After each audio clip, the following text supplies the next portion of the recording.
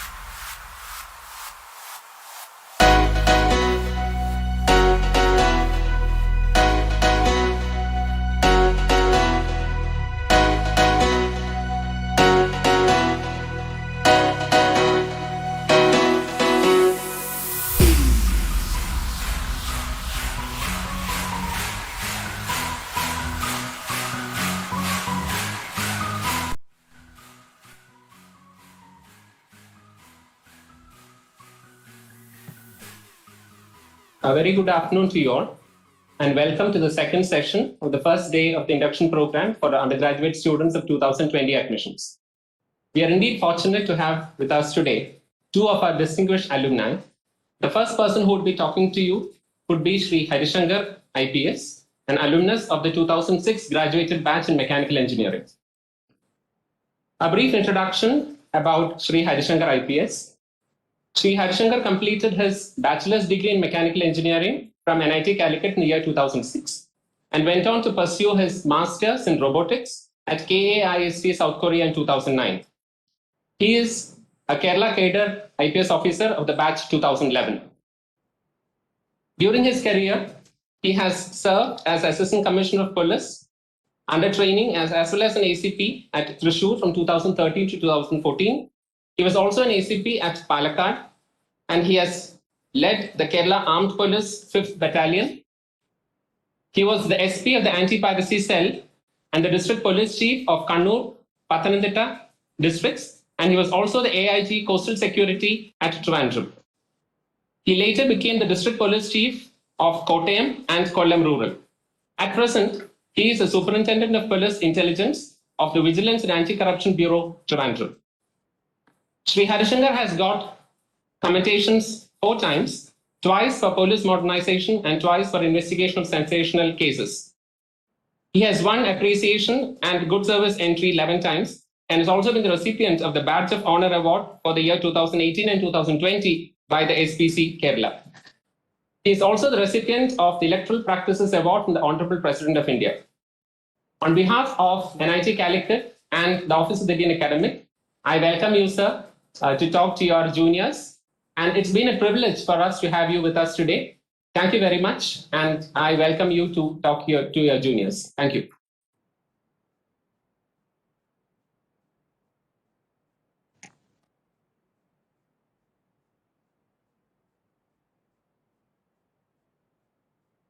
Thank you for this opportunity.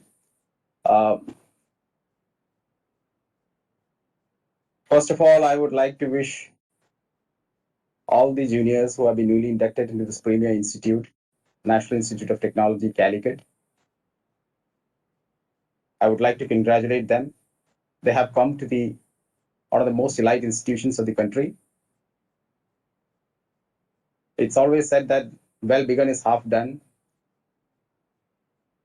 So by coming to this institution, it's always a well begun task in your career ahead. This is an institution with one of the best educational infrastructure, one of the best faculties who can indeed chisel you to become the best professionals in the next 4 years to come. Here, you would make one of the best friends in your lifetime. You would be interacting with the cream of students who have been handpicked through a professional way from various parts of the country. There's a lot to learn from each other over the next 4 years to come. After 4 years, the institution is going to shape you into thorough professionals in your area of specialization that would make you fit into any job arena that this country or even the international arena is going to offer you. There is no doubt about that.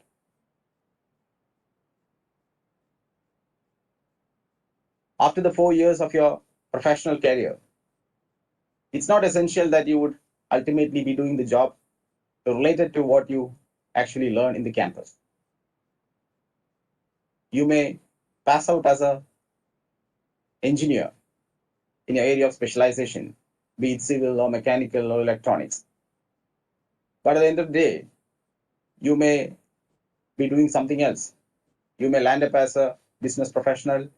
You may land up as a consultant. You may end up as an administrator. Some of you may even choose the academic and the research area. And God knows, some of you may even become public representatives, MLAs, MPs, or even ministers.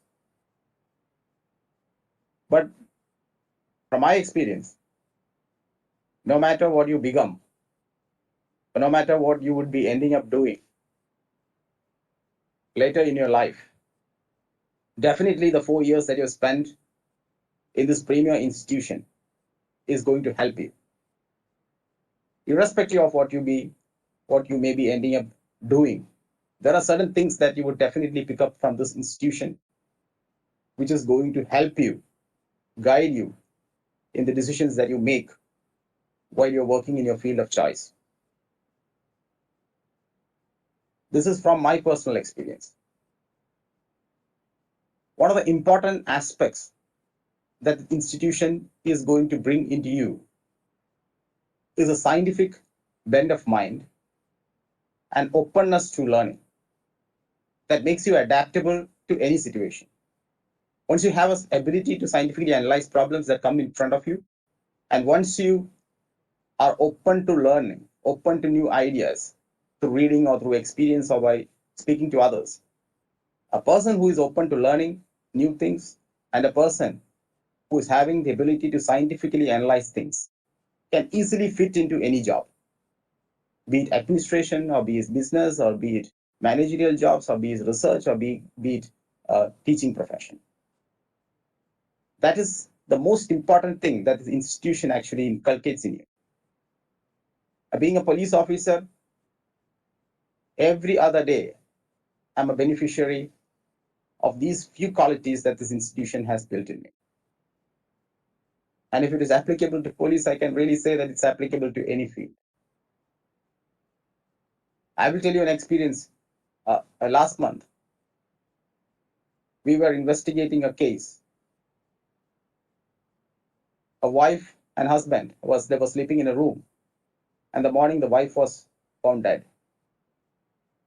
Later, the doctor said that she has been bitten by a snake. And they found the snake also inside the room.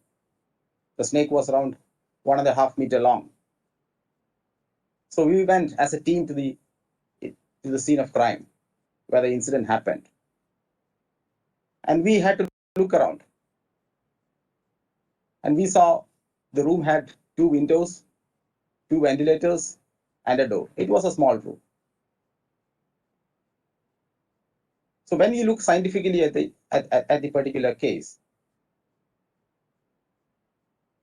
for the snake to bite this particular lady, the snake had to first of all enter the room. So the only option for the snake to enter the room was one of the 2 ventilators, one of the 2 windows, or through the door. Interestingly, the ventilators were all sealed because the room was air conditioned. So that possibility is ruled out. So now the 2 windows are there. So we found out that the window is about 150 centimeters from the ground. The snake that was found was also roughly 150 centimeters long. So we consulted with a lot of researchers, we read through a lot of literature, and we found out that a snake could climb only 1/3 of its height vertically. So that means the snake could not have naturally climbed into the room through the window. So through these scientific observations, we found that the entry of the snake into the room is not quite natural. The only person who was along with the lady who died was her husband. So we picked up the husband and questioned him thoroughly. And he confessed that he had actually murdered his wife by using a snake. So it's a bit of experience from my personal career, which happened very recently. So I was just going about it. It was a scientific analysis of the situation, the scientific analysis of the possibilities, along with a certain consultations and new learnings about certain abilities and mannerisms of the snake that helped us to actually crack this particular case. So once you start scientifically analyzing the possibilities that come to you, once you are always willing to learn, irrespective of the discipline, definitely you are adaptable to any job. That is a major quality that I have found that this institution has inculcated in me. The second major thing Probably at the 4 long years that you spend in this institution, you may not value that much. But after the 4 long years, when you start reflecting, you would definitely understand its value.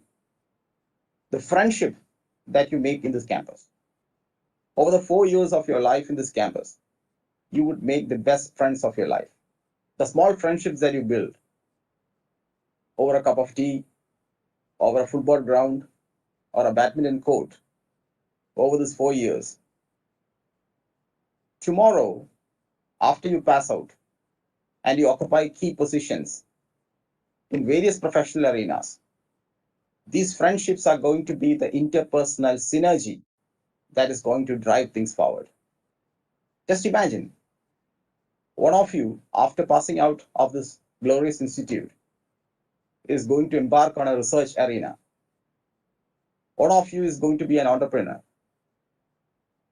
And the third one is going to be a policymaker. The researcher has brought out an idea, the entrepreneur is willing to implement it, and the policymaker fully appreciates the scope of the new idea and makes investment-friendly policies.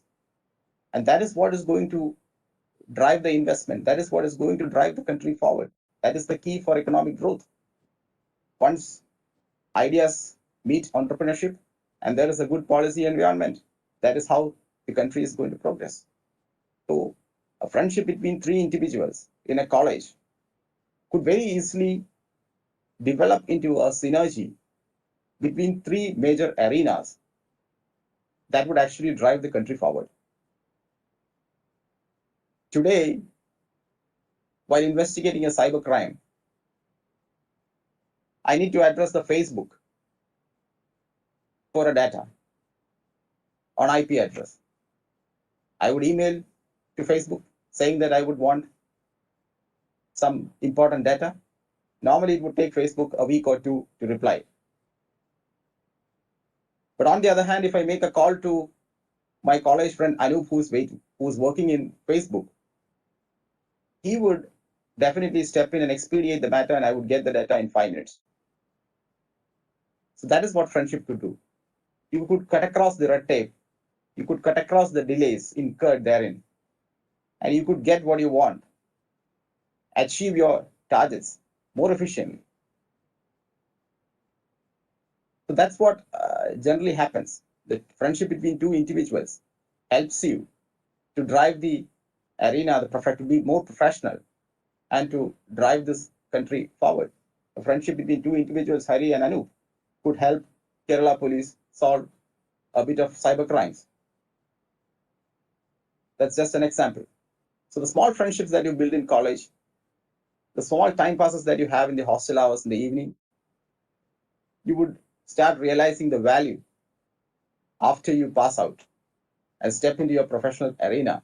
You would be wondered to find how it actually helps you to build the synergy to drive the country forward. Third and most important area which I felt the college has inculcated in its students, and it has been doing, is the confidence that it builds.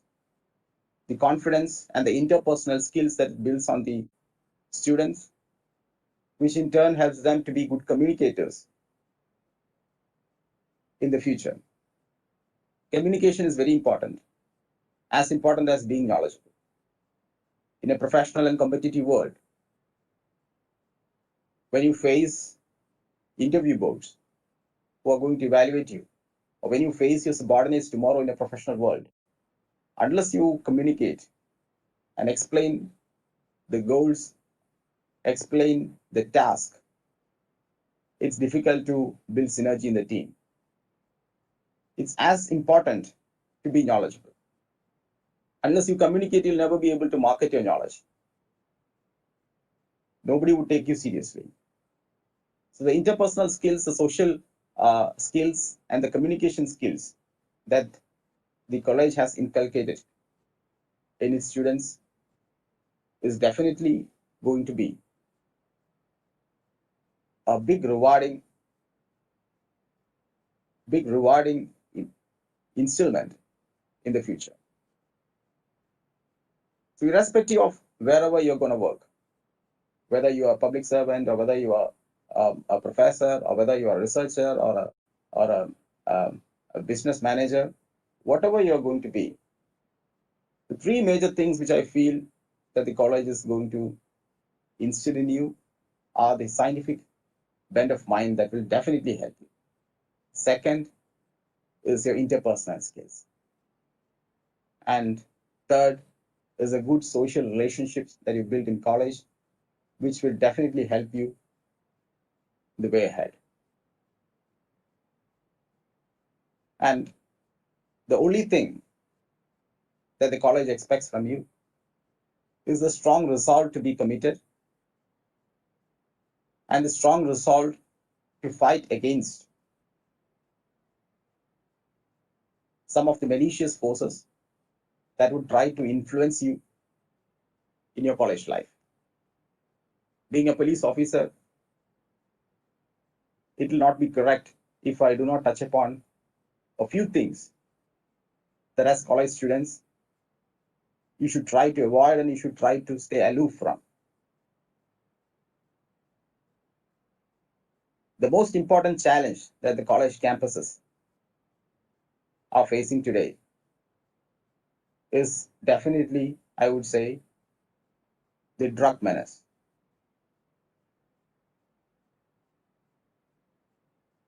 You should be astonished to hear that majority of the drug sale, the drug trafficking and drug sale in the country today happens in school and college campuses. And it's not a mere coincidence. It's a result of a very clear conspiracy of the anti-national forces. The Maoists, the left-wing extremists, the other terrorist forces, they cultivate drugs, basically what you call the ganja, in the Maoist affected forests of the country.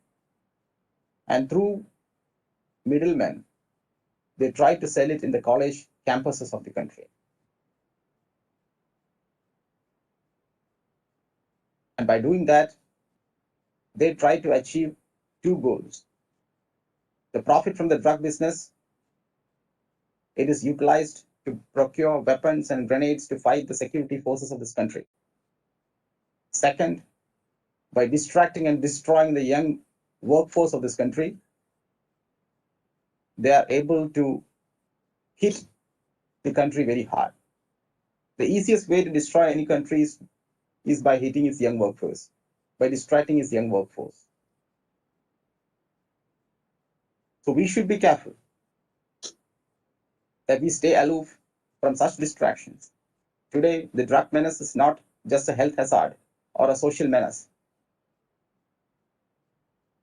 The drug trafficking has become a very important national security issue. As bright students who have been handpicked from various parts of the country and who have come to this premier institute as elite students of this nation, you have the responsibility not only to stay aloof from such disturbing tendencies in the college campuses of today, but also to be actually involved in, to actively involved in fighting such malicious tendencies in college campuses. Second most important challenge that the modern college campuses face today is the cyber offenses. Especially with the advent of social media platforms and the wide use of mobile phones. It has become very easy for a youngster to get accused or become an accused in a cyber case. How to stay aloof from cyber crimes is an area of itself. It requires a big lecture on its own. But to my young juniors who have come to this premier institute to begin their career, I would like to give you a few small advices. First of all, knowingly or unknowingly, let us stay away from intruding into anybody's privacy. Let's not touch anybody's privacy, whether it's using somebody else's password or hacking into anybody's system. Let us say no to intrusion into privacy.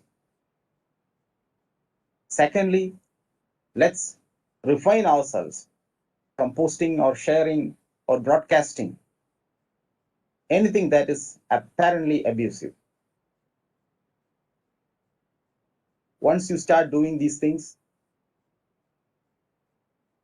definitely you become a pioneer in fighting cybercrimes.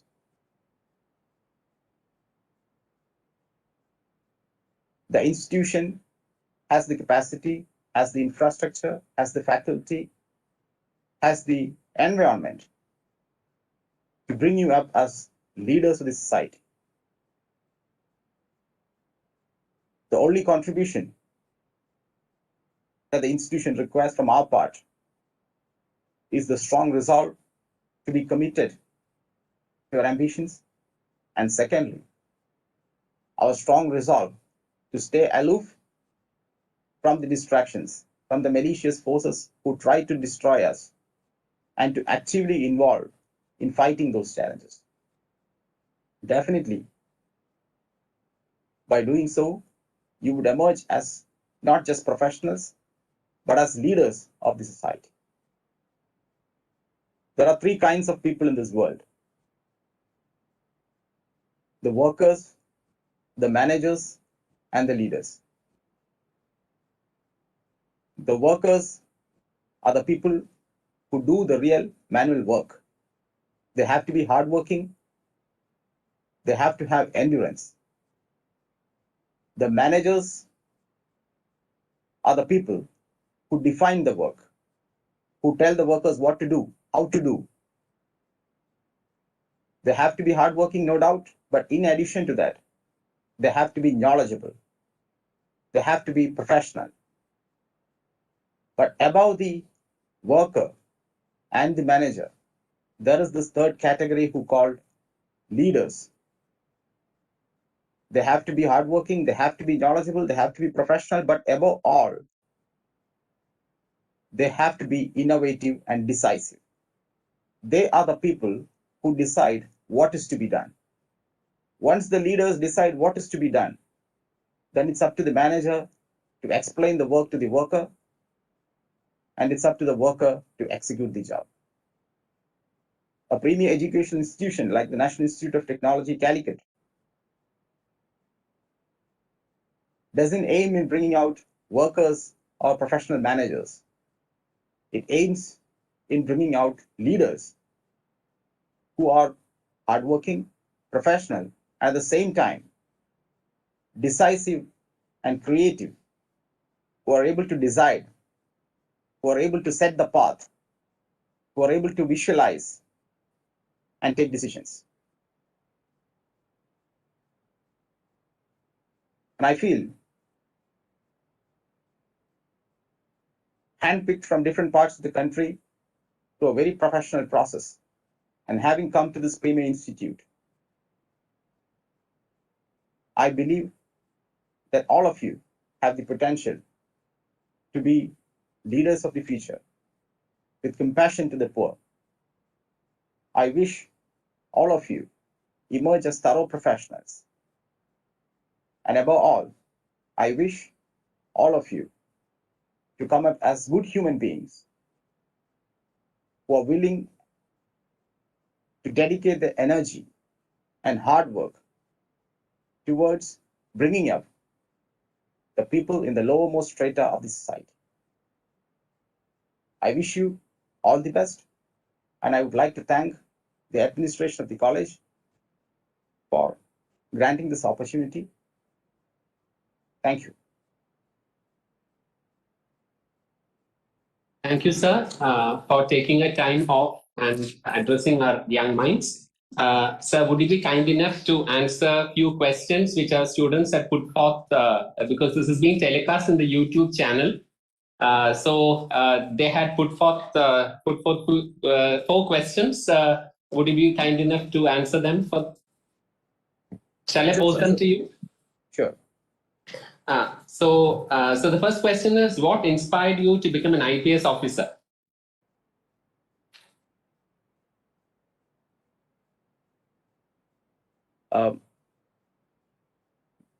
The Indian civil service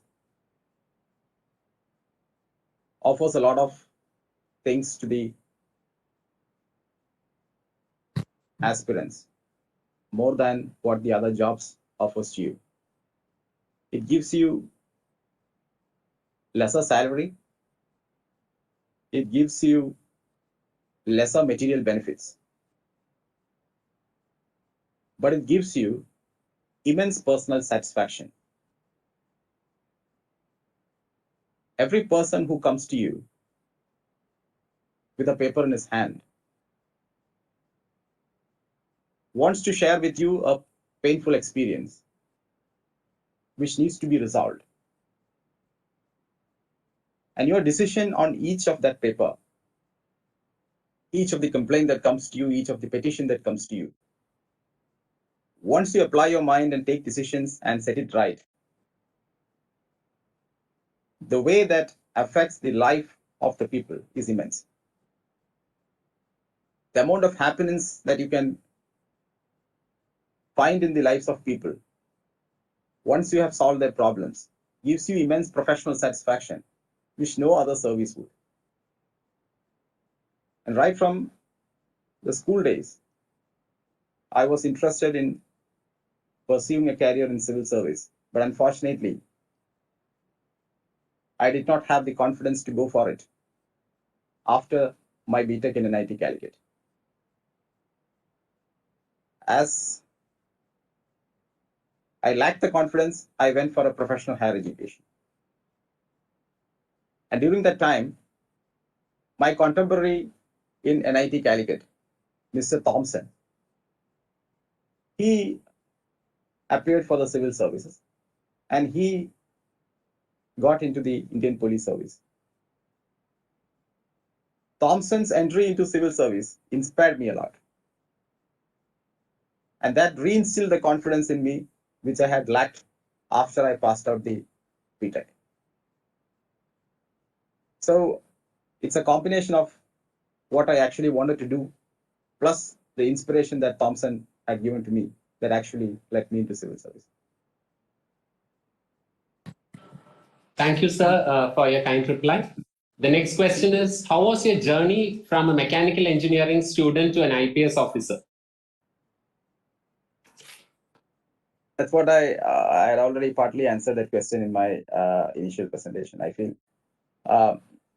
after passing out from a premier institute, which gives you a scientific bent of mind, it's very easy to fit into any profile. A mechanical engineer, I had worked in Tata Motors for 1 year.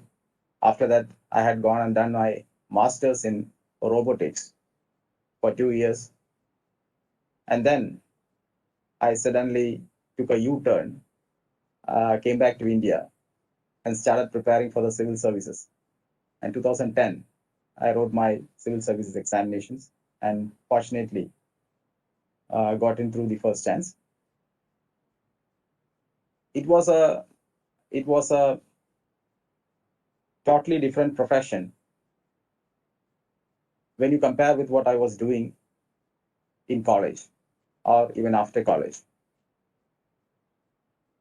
But the immense pleasure that it gives you, being a civil servant, to work among your own people, and your ability to change the lives of people and to bring happiness to them, that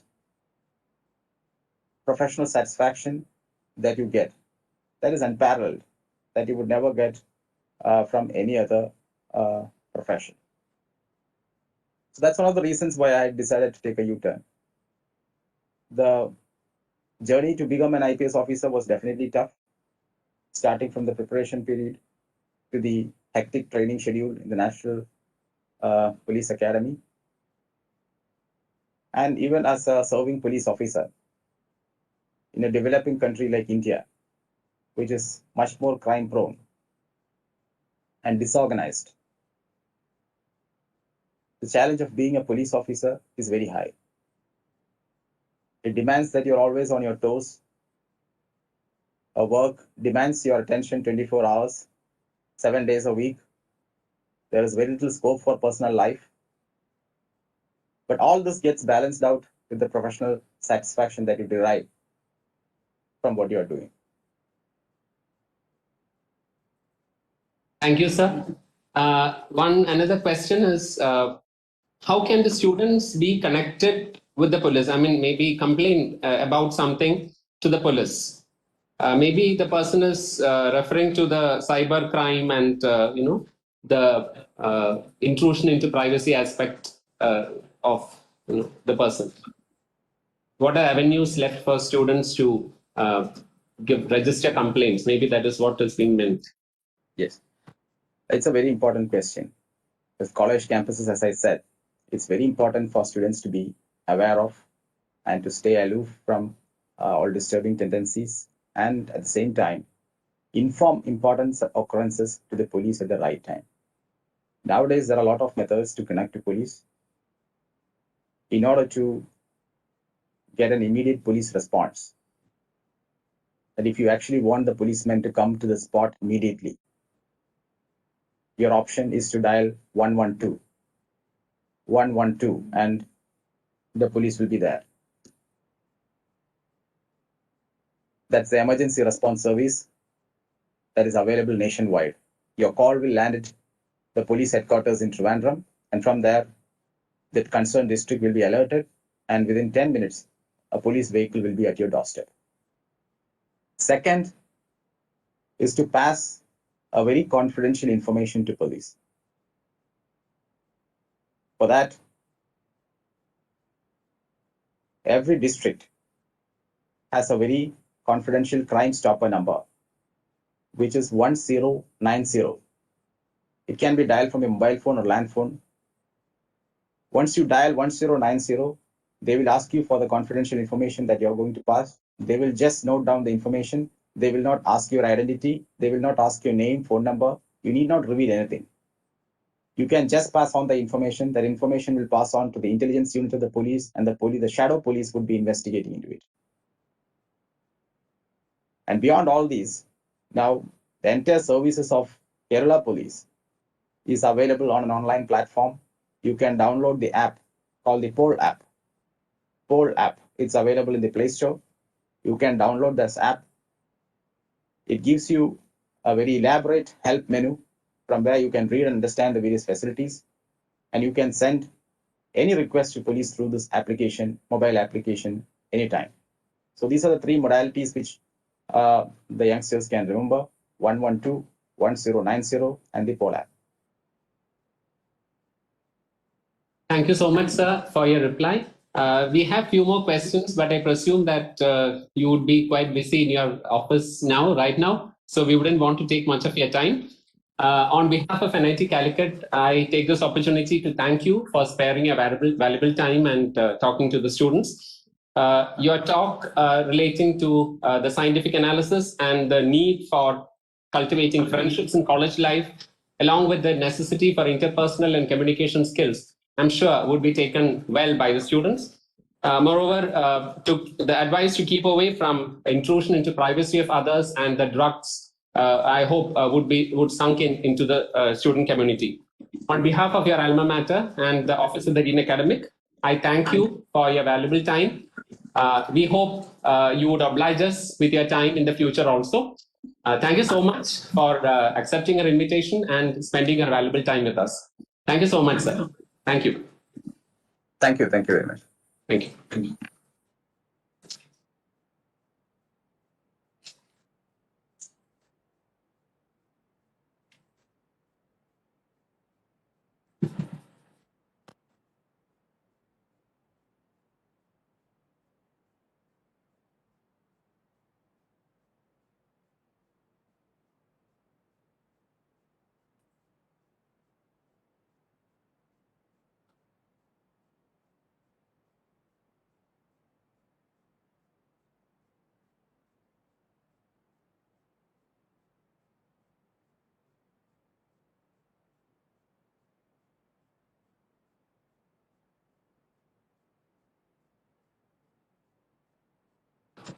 The next distinguished speaker for the day is Shri Gokul GR IAS. Shri Gokul is a graduate of the bachelor's degree in Electronics and Communication Engineering from NIT Calicut in the year 2010. He went on to bag the 19th rank out of 650,000 students who attempted the Indian Civil Service Examination in the year 2010. After completing his professional training for the Indian Administrative Service from 2011 to 2013, he served as a sub-collector and additional CEO of the Devikulam and Alappuzha subdivisions from 2013 to 2015. He served as a state mission director of the National Health Mission from 2015 to 2016, and later served as a district collector and the chief executive officer of the Idukki district from 2016 to 2018. He went on to pursue his master's in public affairs at Princeton University in 2018 to 2020.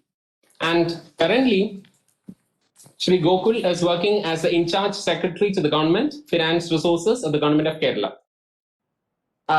Shri Gokul was actively involved in the academics as well as extracurricular activities in our campus. He was a volunteer for the National Service Scheme and also the senior editor for the University magazine of the Institute. On behalf of NIT Calicut, I welcome Shri Gokul GR to talk to your juniors. Shri Gokul.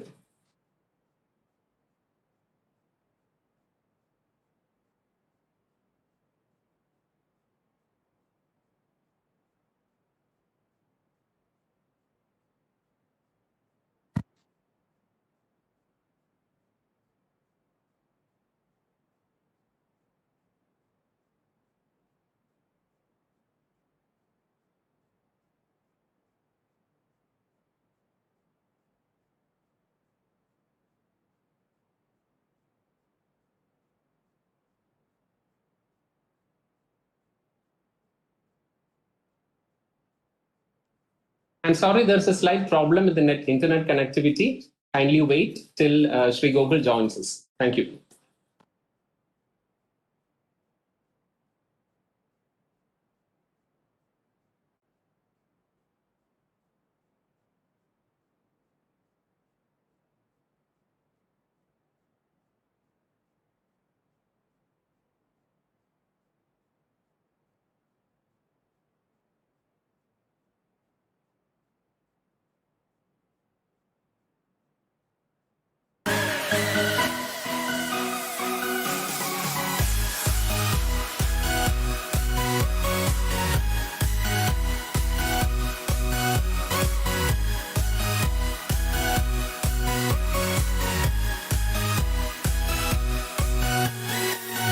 Good afternoon, Gokul. Hello. Oh yeah, good afternoon, sir. I think I lost connection for some time. That's all right. Yeah, we had given a brief introduction about you to your audience. We welcome you on behalf of NIT Calicut to talk to your juniors. The floor is open for you. Yeah, thank you, sir. I mean, I think we're having a small network problem here, so I just changed my internet connection. So it may still be slightly problematic. I'm sorry if that comes back again. So yeah, thanks everyone. Thanks for this opportunity. I think this is the second time that I'm being part of the orientation for new students at NIT Calicut. Usually, this is an opportunity for me to come back to college and spend some time with my teachers and also spend some time interacting with the new batch. But unfortunately, this year is a very different year for all of us. So that's the reason why it's being conducted online. I hope that all of you are taking care of yourselves and everyone in your immediate friends and family circles are doing good. These are very difficult and hard times, and I hope that all of you maintain all necessary precautions and try to be as safe as possible. So I'll just start off this session by showing you an image. I think it's a very powerful image. It's a very simple image, but I feel that it's a very powerful image, and no image captures the essence of primary education and higher education in India than this particular image. So I'll just like start off by sharing this image. I hope that this image is visible. So it basically shows the rate per capita spending on tertiary education over the per capita spending on primary education. So just to explain it further, on the left-hand side, you can see the graph for India. So in India, for every student in a tertiary education space, like NIT Calicut or IIT Madras or any other tertiary education sector, for every student, where the government spends 9.31 rupees, it spends 1 rupee for a student in a primary school. So this may not seem to be really problematic initially, because we all know that tertiary education is slightly more expensive. You need expensive facilities, you need labs. Usually, professors are better paid than teachers. You need better infrastructure. So you don't. So in first glance, you don't actually see this to be problematic.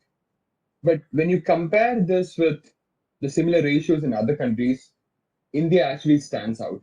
So in this graph, I've given only the ratios for Korea and Thailand, which are prominent developed industrial countries in Asia.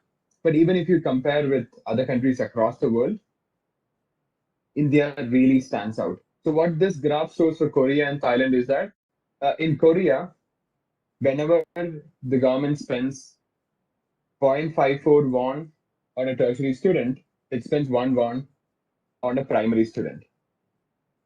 So what are the big takeaways from this particular graph? So I'll just like stop sharing the screen.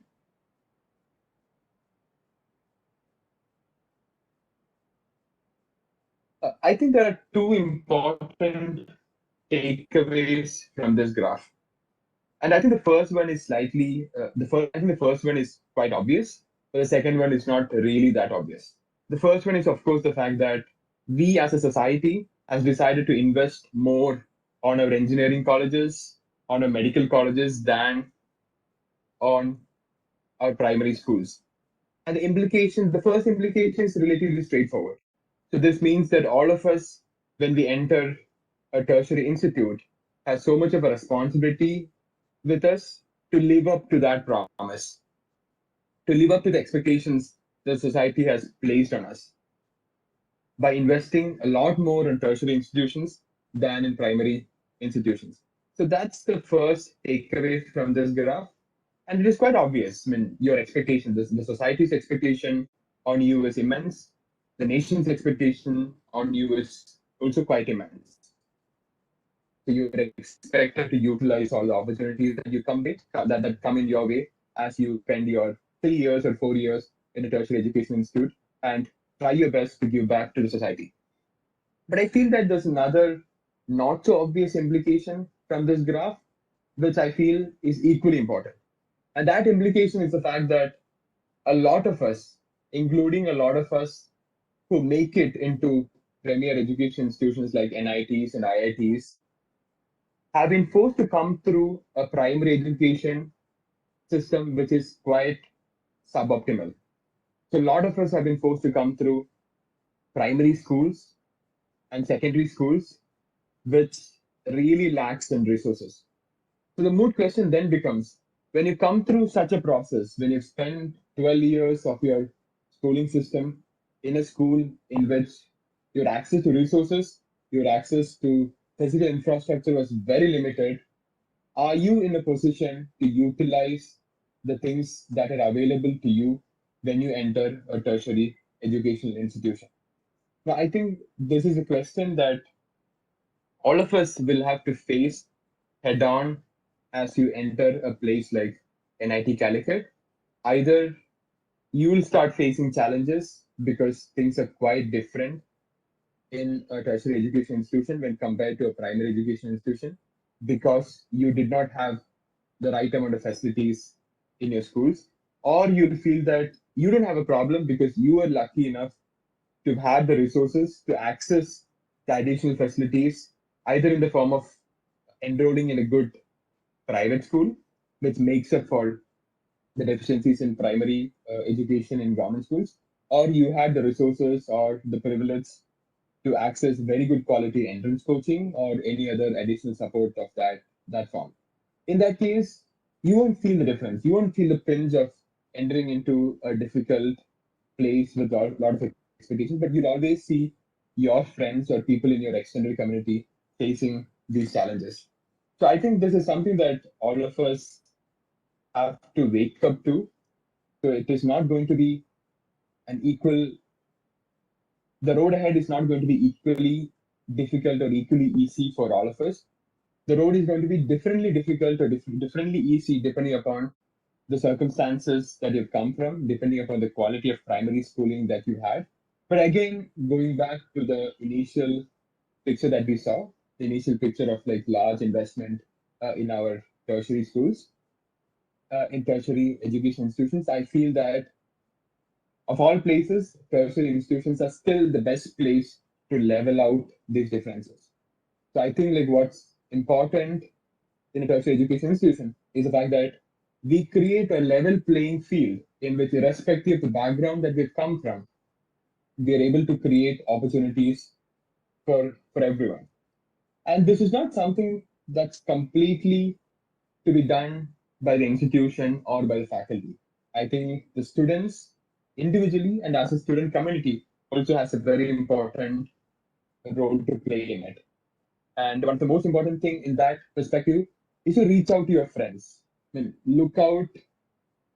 reach out to everyone in your batch, talk to people, understand if people face difficulties. Very early into your academic sessions itself, you'll find out that some people find learning some topics slightly more difficult than other people. Some people have it really easy, some people have it really difficult. So it's very important that you reach out to everyone, you create an environment of openness and acceptability in the campus so that it becomes easy for everyone to not only live up to the expectations, but also to make the transition from a schooling environment to a college environment quite easy. And in this respect, I'd like to point out there are different dimensions along which these kind of like differences will come out in the open. But the two most important dimensions along with these kind of differences will manifest itself in the Indian context are definitely the dimensions of gender and caste. It's very important that as you enter such an important space, you're sensitized to the importance that these two dimensions of gender and caste plays in creating and maintaining opportunities for people. So as you come into the college campus, you'll find that unfortunately things are not really equal in access to opportunities and access to facilities in the campus are not really equal between men and women. A lot of things have changed in the last 5, 6 years, but I feel that the college has still a long way to go before it actually creates perfect equality between men and women. So that's something that women will have to like start fighting right from the beginning. And it's very important that men also clearly understand what the challenges are. Just to give an example, like when we were in college, campus used to be closed for women students after 7 o'clock, which means that like most of the interesting things in campus happens after 7 o'clock. Be it spending like long hours in the library reading about something, or just like taking a walk in the beautiful campus, or spending some time in the open air theater. Like it was not open to women because they had to like get back to their hostels at 7 o'clock. So that's not really the kind of a setting that we want to create for ourselves. A lot of things have improved in the recent past, but it's very important that we remove in this so that people, irrespective of their identity and irrespective of background, are able to access whatever they are supposed to access.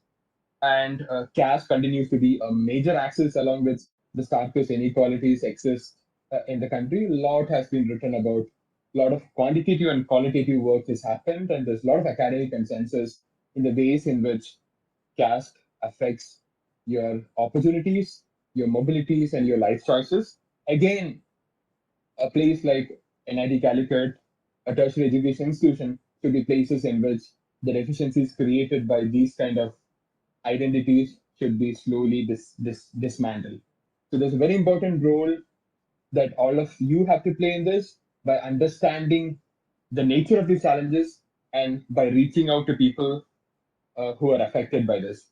So all across the world, the three words, equity, diversity, and inclusion, is playing a very important role. I mean, across sectors. So you would remember the very important protests that rocked the whole of United States after the tragic shooting and killing of a man called George Floyd in the US, in which people across the country in the United States protested against institutional racism and the ways in which people's opportunities were restricted by their accident of being part of a particular race. So similar problems exist in our country also. It's very important that we create opportunities for everyone, irrespective of their background. So in that process, it's not enough that we create opportunities for people to be part of something. So it's not enough that we recruit more women into our colleges, either as students or either as faculty. It's not enough that we recruit more students and faculty from disadvantaged communities into our student body or into a faculty body. It's important that they feel welcome. So that is a very difficult task. So in the three words, equity, diversity, and inclusion, diversity is all about creating opportunities for being part of it. But inclusion is about making them feel they're welcome. And I think that's a very important and very difficult task. So it's very important that all of us are sensitized to it and also reach out to people who are in difficulties. And I think this becomes slightly more important in the context of the COVID pandemic, because I'm pretty sure that not everyone has equal access to internet and facilities, computer, internet and facilities. So again, it's again important that we reach out to each other, we find out whether people have trouble, just ask people whether they're doing good or whether they're feeling bad. Reach out to them, talk to them, try to understand their problems. So I think this is like one of the topics that I wanted to like talk about. Another thing that I wanted to like talk to you as you start your 4 years journey at NIT Calicut is the fact that as you go forward in the next 4 years, there's going to be a lot of competing demands on your time. So till now, like when you were in school, your schedules were quite quite structured. You had to go to class, study whatever you had to study, come back home, maybe like work on it furthermore. You had to you had to prepare for engineering entrance examinations, which was quite comparable to what you're doing otherwise in school. But when you enter a tertiary education institutions like NIT Calicut, you'll find a lot of demands on your time. So you'll find that you can spend your time for studying, you can spend your time for playing, you can spend your time for engaging in other extracurricular activities like pursuing your passions like singing, dancing, or being part of organizing events that happen in college, like the technical festival or the cultural festival. There's going to be 10, 20 events that you'll find very interesting, including studying for examinations or like studying like what's been taught in college. So managing all these demands and making your choices is going to be a very important challenge as you go forward. Initially you may feel overwhelmed. There's a lot of things happening. I mean, you want to be part of everything. You want to study, you want to get good marks, you want to like pursue your passions, you want to be part of the organizing committee, you want to be part of everything. But very soon you'll realize that there are only that many things that you can do in 24 hours. So you'll have to prioritize. So I think it's very important that all of us understand the need to prioritize, especially as we enter a place like NIT Calicut. So try to find out like what's happening, try to find out like what where your passions lie in, but definitely prioritize. If you feel that your academics is very important to you, you want to get into a good university for masters or PhD after you pass out, or you just want to get good grades, make sure that that is top of your list as you prioritize things. So always be mindful of your limitations and your budgeting in terms of your time budgeting. and try to make your choices accordingly. And as an add-on to this, you'll find a lot of opportunities which will enable you to improve and invest in your soft skills, in your knowledge outside your core area of science and technology. So these are definitely things that you should explore uh, when you are in the college. Try to build up your soft skills. There are a lot of like avenues within the college in which you can do that. Try to build up knowledge outside science and technology. So one of the things that happens in universities across the world is a focus on multidisciplinary knowledge building and multidisciplinary knowledge. So an engineering student in a US university will not be trained not just in science and engineering, but he or she will be trained in other subjects like economics, philosophy, a little bit of history, and a lot of other subjects. So, uh, due to historical reasons, uh, our engineering institutions have not developed excellence in non-engineering and non-science subjects. But again, the 4 years is a huge opportunity in terms of the time, the free times that you get during the semester and even after the semester, like during the holidays.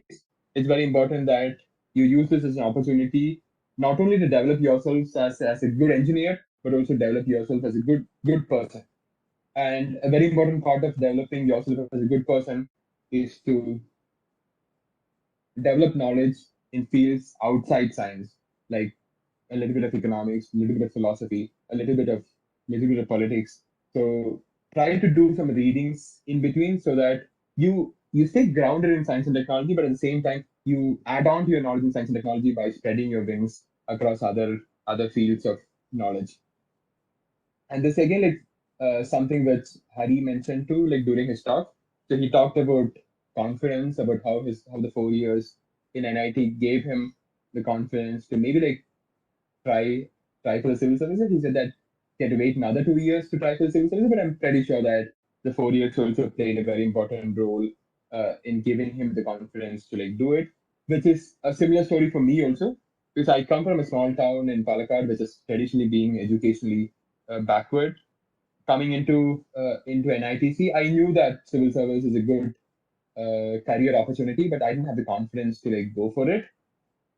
And the 4 years that I spent in college, trying out new things, reading up new things, excelling in studies, and going for debates, like being part of the organizational committee in the cultural festival.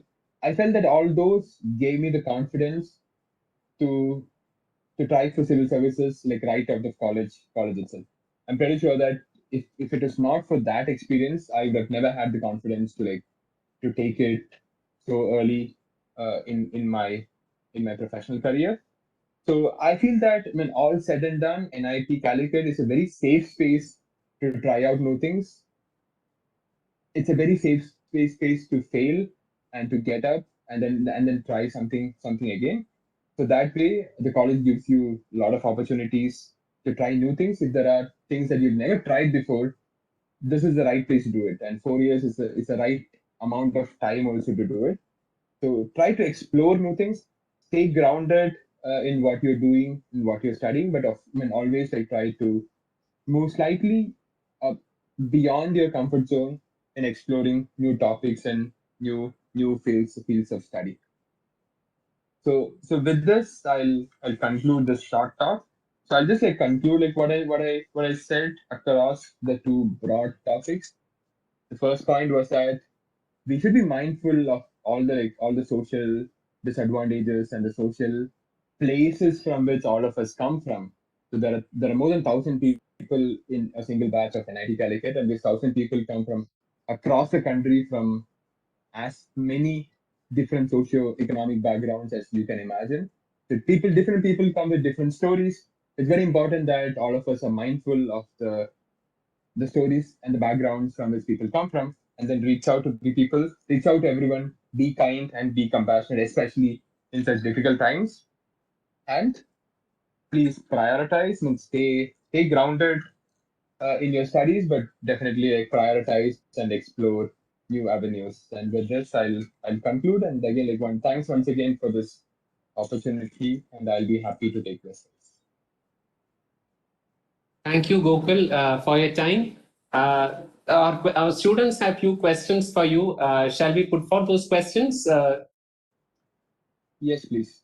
Okay. The first question is, do you think that we being Indian students should try our best to improve India rather than try to get high packages from foreign companies?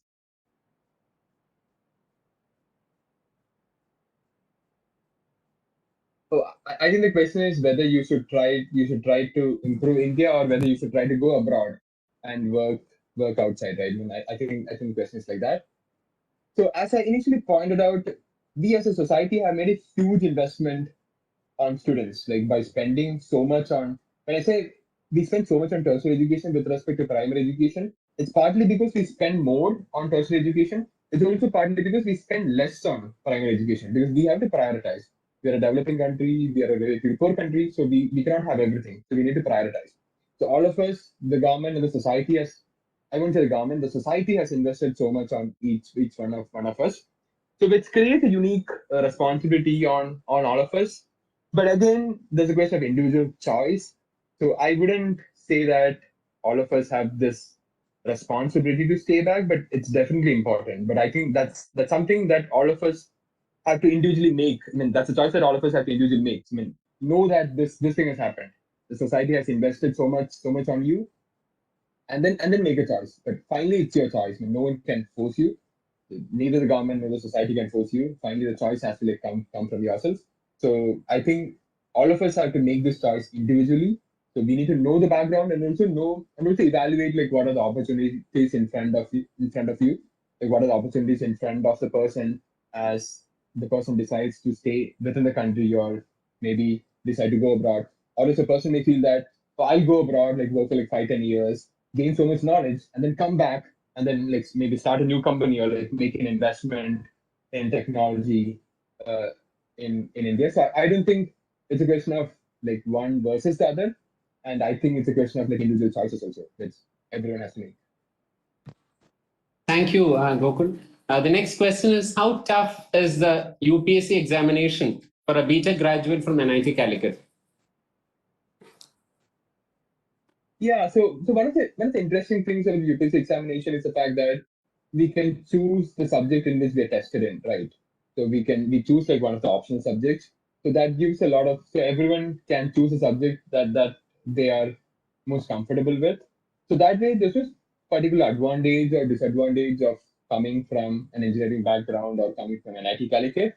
But again, the fact that you are in an IT Calicut means that you have the capacity to do hard work. The 4 years will definitely improve your abilities and like slightly level the field again, like vis-a-vis your competitors from other places, maybe from in quotes better places.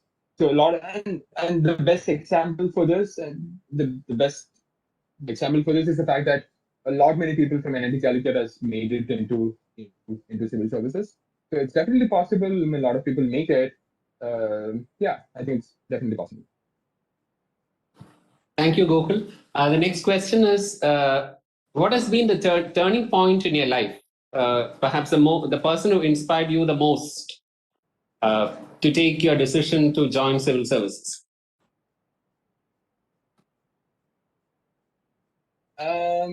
Yeah, so I cannot pinpoint a turning point as to why I chose civil services. For me, I mean, this is always there. Like this is always there as an option. And I remember like spending the entire third year because fourth year is when you have to like make your career choice, whether you want to take a job, whether you want to go for masters, you want to do something else.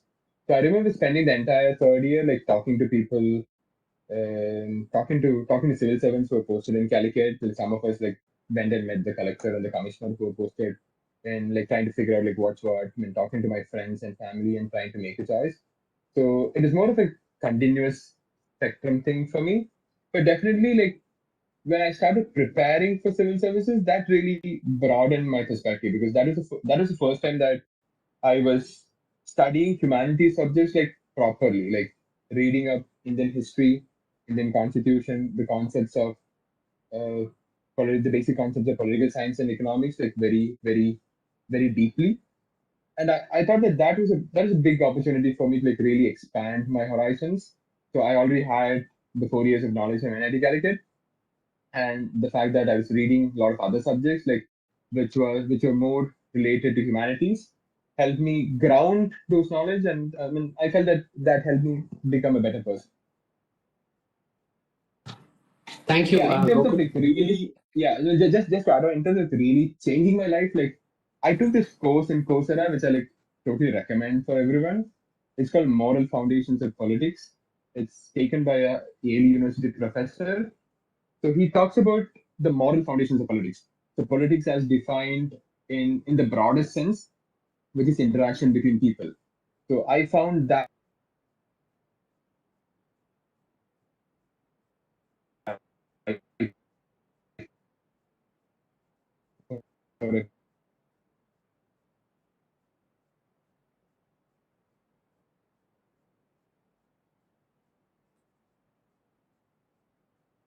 I'm sorry, there's a slight disruption. Please wait for Shri Gokul to join us. Thank you.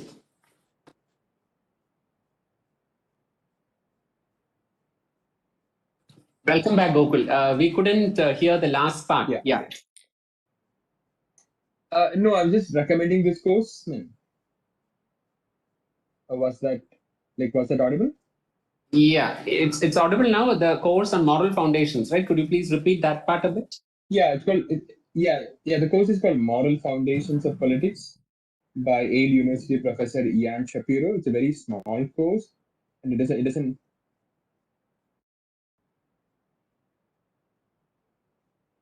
Okay, thank you, Gokul. The last question is, how was your experience at Princeton?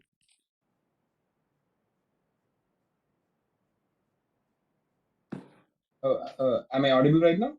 Yeah, you're audible, Gokul. You're audible. Yeah, the last question was, how was your experience at Princeton? Yeah, so I went to Princeton in 2018-20. So in fact, like I got back only a few months back. So it was a great opportunity for me in the sense that I was back in a university after a pretty long break of 8 years. So it was not, and Princeton is a very academic, like very rigorous academic university. So it was quite like being back in an undergrad campus in which your whole day is spent either studying or doing problem sets or reading up something. So it was a great experience, and it enabled me to like reconnect with a lot of learnings which I wanted to do like over the last 7 years while I was working.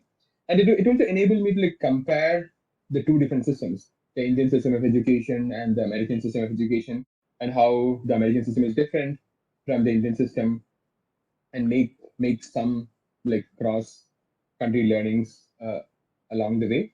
So that way it was very personally and professionally fulfilling experience. And one of the most important takeaways from my Princeton experience was the fact that, I mean, at the end of the day, nothing can replace hard work, studying what you're supposed to study. You have to do that. You have to study. Like it doesn't matter. You should have the best time of your lives when you're in college, but you should study also. It's very important that you study. And I could see that happening in US, and I think that was the most important takeaway from me while I was in Princeton. Thank you. Okay, thank you, Gokul, for your time. We have a few more questions, but I think we are already off 10 minutes late. So we'll wind up the session. Now, my duty is to propose a vote of thanks to you. Thank you for enlightening us about a different perspective in tertiary education, enlightening us about topics of equity, diversity, and inclusion, and how we need to be more humane towards each other, especially in the times of this pandemic. Your advice on prioritizing the demands in campus is quite apt, and I hope this would sink into young minds. I hope that they would use the opportunity that's available in campus to develop a more multidisciplinary knowledge base for them, which will make them more adaptable and make them more skillful enough to face the challenges outside. On behalf of NIT Calicut and my own personal behalf, I thank you for sparing your valuable time and talking to the young minds. As Gokul mentioned during the initial part of his speech, He had given a talk to last year to the first year students. He's one person who always accepts our invitation and grants us time. So I hope in the future too, you would be kind enough to give us your time. On behalf of the NIT Calicut, the Office of the Dean Academic, I thank you for your time. And I also thank the first year students for joining us in this session. Thank you very much and have a great evening. Thank you. Thank you. Thank you.